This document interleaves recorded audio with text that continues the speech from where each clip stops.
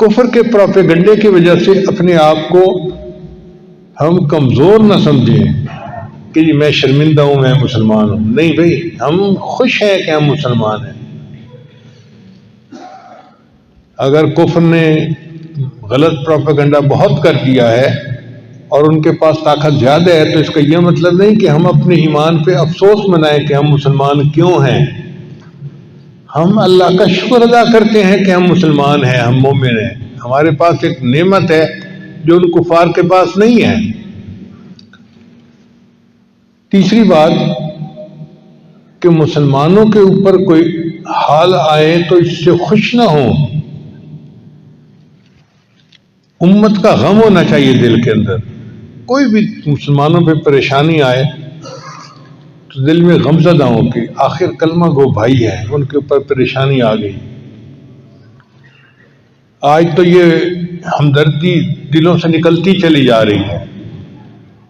اور جو بندہ مولویوں سے، طلباء سے اور دینداروں سے دل کے اندر نفرت کرتا ہوگا، اس کا ایمان ختم ہو جائے گا. مرتے وقت ایمان سے وہ محروم ہو جائے گا، کیونکہ اس نے ایمان کی قدر نہیں کی. اس لیے جو دین والے ہوتے ہیں، علماء، صلحاء، طلباء، ان کے ساتھ محبت رکھیں دل میں. کوئی حافظ دیکھیں اس سے محبت کا اظہار کریں، کوئی عالم دیکھیں اس سے محبت کا اظہار کریں، کوئی نیک بندہ دیکھیں اس سے محبت کا اظہار کریں. دینداروں کے ساتھ محبت کا اظہار کریں، پیار کا اظہار کریں، اگر چاہتے ہیں کہ ایمان سلامت رہے. تو ایمان کے بارے میں یہ چند باتیں تھیں جو آج کی محفل میں آپ کے سامنے پیش کر دیں.